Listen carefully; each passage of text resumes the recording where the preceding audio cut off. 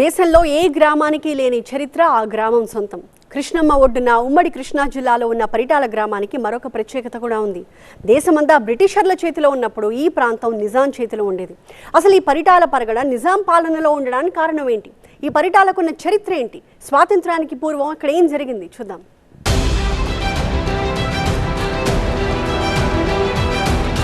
ఎన్టీఆర్ జిల్లాలో కృష్ణా నది ఒడ్డున్నటువంటి పరిటాల పేరు చెప్పగానే మనకు గుర్తుకొచ్చేవి వజ్రాలు. ప్రపంచ దేశాలకు వజ్రాలను ఎగుమతి చేసిన చరిత్ర ఈ పరిటాలకు ఉన్నది. పరిటాలతో పాటు 7 గ్రామాలను కూడా నైజాములు పరిపాలించేవారు. కానీ అంటే ముఖ్యంగా ఆంధ్రప్రదేశ్లో ఉన్నటువంటి ఈ గ్రామాలని నైజాములు ఎందుకు పరిపాలించవలసి వచ్చింది?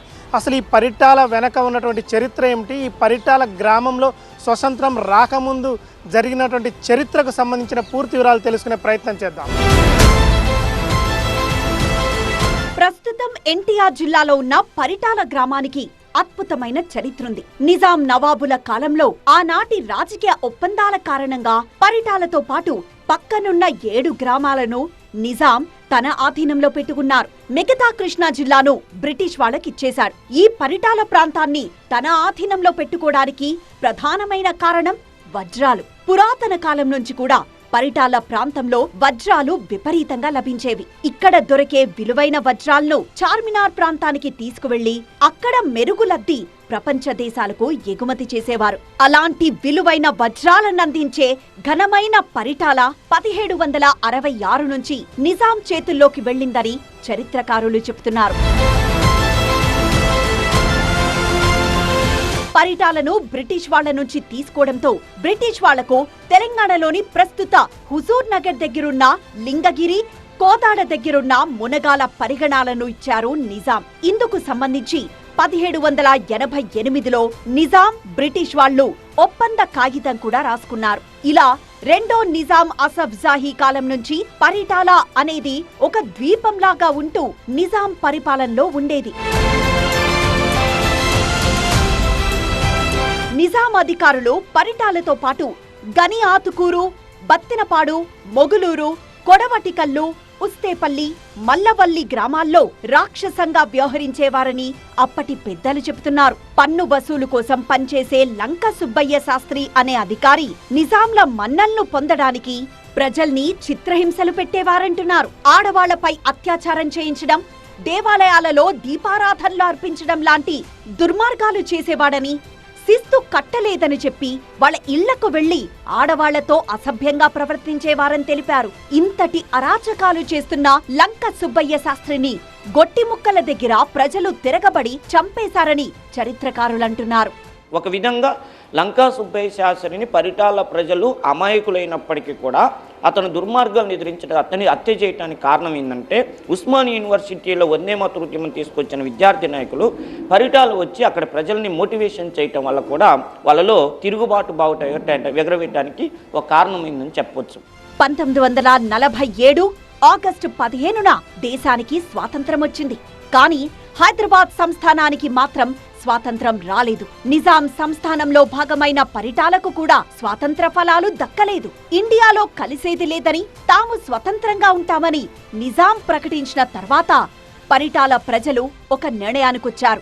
యూపీ, బెంగాల్ పోరాటాలను స్ఫూర్తిగా తీసుకొని ఇక్కడ కూడా గ్రామ ప్రభుత్వాలు ఏర్పాటు చేసుకోవాలని నిర్ణయించారు. 1947 నవంబర్ 15న పరిటాల ఖానత్ తాలూకాను రిపబ్లిక్ గా ప్రకటించారు. మాదిరాజు దేవరాజును అధ్యక్షుడిగా ఒక విప్లవ ప్రభుత్వాన్ని నడిపారు. అప్పటి నుంచి హైదరాబాద్ సంస్థానం భారతదేశంలో విలీనమయ్యే వరకు పరిటాల రిపబ్లిక్ అనే పేరుతో అద్భుతమైన ప్రభుత్వాన్ని నడిపారు. మాదిరాజు దేవరాజు అనేటటువంటి ఒక వ్యక్తిని నాయకుడిగా పెట్టుకొని అతన్ని అధ్యక్షుడిగా ప్రకటించుకొని ప్రతి గ్రామానికి 3 చొప్పున ఒక కమిటీ వేసుకొని మళ్ళీ ఈ కమిటీని ఆర్గనైజ్ చేయడానికి సెంట్రల్ కమిటీ ఒకటి ఏర్పాటు చేసుకొని ఒక విప్లవ ప్రభుత్వాన్ని నడపటం ప్రారంభించారు 1947 సంవత్సరం నవంబర్ 15వ తారీఖు నుంచి. అప్పటి నుంచి మన హైదరాబాద్ సంస్థానం భారతదేశంలో విలీనం అయ్యేంత వరకు పరిటాల రిపబ్లిక్ ప్రభుత్వం అనే పేరుతో అద్భుతమైనటువంటి ప్రభుత్వాన్ని నడిపారు పరిటాల ప్రజలు. దేశానికి స్వాతంత్రం వచ్చిన తర్వాత 1950లో రాజ్యాంగం అమల్లోకొచ్చింది. అంతకు ముందే 1947 నవంబర్ 15 నుంచే పరిటాలకు ప్రత్యేక రాజ్యాంగం అమల్లో ఉంది. దేశానికి రాజ్యాంగం లేకముందే పరిటాలలో రాజ్యాంగం ఉండడం తెలుగు ప్రజలందరూ గర్వించదగ్గ విషయం. పరిటాల రాజ్యాంగంతో ఏడాదిన్నర పాటు ఈ ప్రాంతంలో అద్భుతమైన పాలన సాగిందని స్థానికులు చెబుతున్నారు.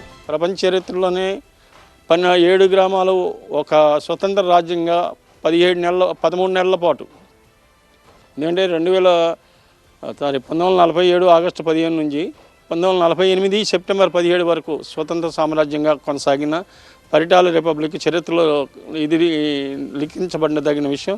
అలానే ఇక్కడ కోహినూరు వజ్రం దొరికిందనేది చారిత్రక ఆధారాలు లేవు కాబట్టి ఒక ఊహాగానాలు మాత్రం ఉన్నాయి. పిట్టు వజ్రం అనేది మాత్రం దొరికింది.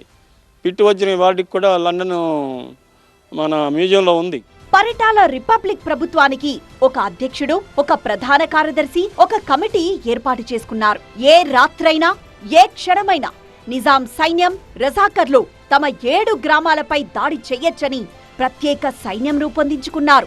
7 గ్రామాల్లో ఇంటికొక పిల్లవాడిని తీసుకొని వారందరికీ ఆజాద్ హింద్కు చెందిన రామ్చందర్ అనే వ్యక్తి దగ్గర ట్రైనింగ్ ఇప్పించారు. ఆయన ఆధ్వర్యంలో పిల్లలందరికీ ఆధునిక పద్ధతిలో ట్రైనింగ్ ఇచ్చారు. గ్రామ రక్షక దళాల పేరుతో ప్రతిరోజు ఊరు మధ్యలో కాపలా కాయడానికి రక్షణ వలయాన్ని ఏర్పాటు చేసుకున్నారు. నాటి పాలనకు నిలువెత్తు సాక్ష్యంగా పరిటాల రిపబ్లిక్ వజ్రోత్సవ విజయ స్తూపం ఇప్పటికీ ఉంది.